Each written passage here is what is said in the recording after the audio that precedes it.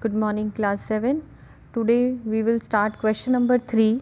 Let L be a line and P be a point not on L. आपको एक line L draw करनी है और जो P पॉइंट है वो L पर नहीं होना चाहिए, यानी आउटसाइड होना चाहिए। जैसे कि क्वेश्चन नंबर 1 था, वहाँ पर पॉइंट C था, आउटसाइड था, ऐसे ही ये भी आउटसाइड है P पॉइंट।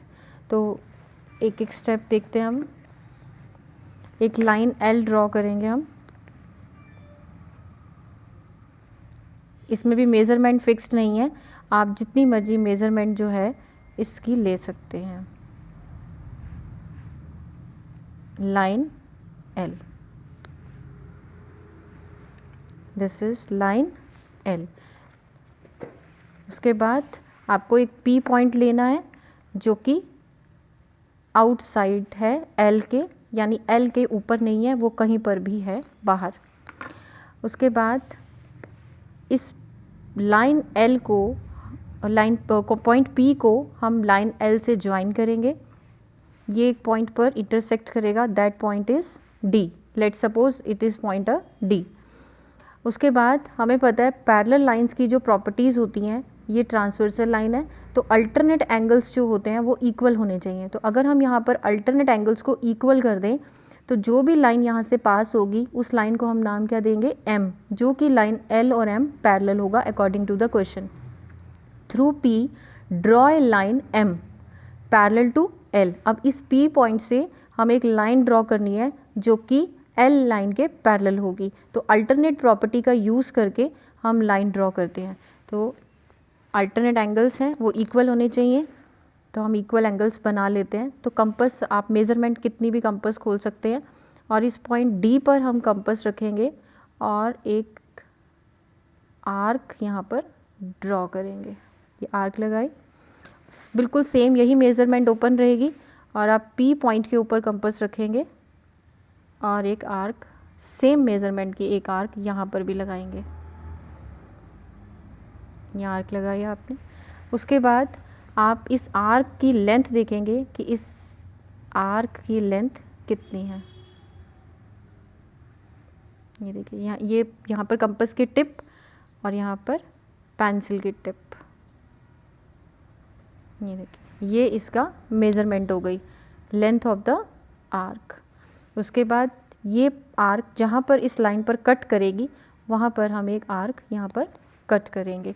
तो अब देखिए, ये दो आर्क आपस में इस पॉइंट पर इंटरसेक्ट कर रही हैं, तो इसको P पॉइंट से हम ज्वाइन करेंगे। इस तरीके से पॉइंट टू पॉइंट ज्वाइनिंग होगी। तो ये लाइन जो अब आपकी फॉर्मेशन हुई है जिस लाइन की, इस लाइन को हम बोलेंगे M and that line M is parallel to line L। Now according to next line, now join P to any point Q on L। अब ये जो पॉइंट P है इसे लाइन L के ऊपर एक पॉइंट Q है उससे हम ज्वाइन करेंगे। तो अब Q पॉइंट कहीं पर भी हम ले सकते हैं। लेट सपोज करते हैं हम Q पॉइंट यहाँ पर लेते हैं और इस P पॉइंट को इस Q के साथ हम ज्वाइन करेंगे। इस तरीके से हमने ज्वाइन कर दिया। उसके बाद choose any other point R, एक दूसरा R पॉइंट हम चूज़ करेंगे किसके ऊपर, M के ऊपर। अब हम लेट सपोज करते हैं हम R पॉइंट यहाँ पर चूज़ कर लेते हैं। ये R पॉइंट है, चूज़ किया थ्रू R। अब R से draw a line parallel to PQ। PQ के पैरेलल होनी चाहिए, यानी ये पैरेलल कैसे आएगी, इस तरीके से जो ये लाइन है ये पैरेलल आएगी। तो अब यहाँ पर हम कौन सी प्रॉपर्टी यूज़ कर सकते हैं, कॉरेस्पॉन्डिंग एंगल्स प्रॉपर्टी।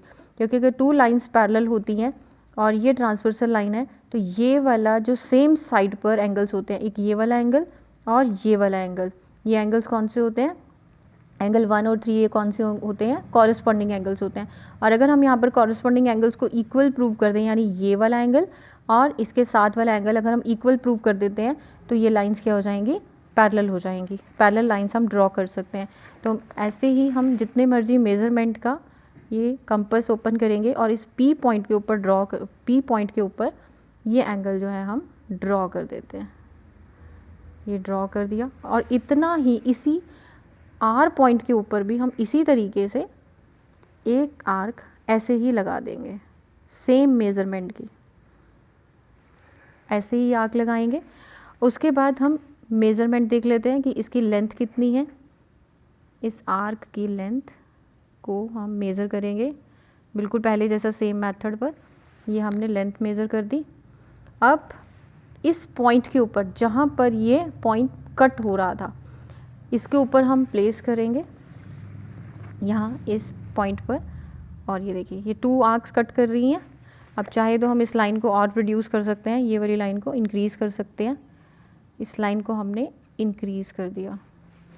अब ये 2 आर्क्स जहाँ पर कट कर रही है, इस पॉइंट में से और ये आर पॉइंट में से ये लाइन हम पास करते हैं।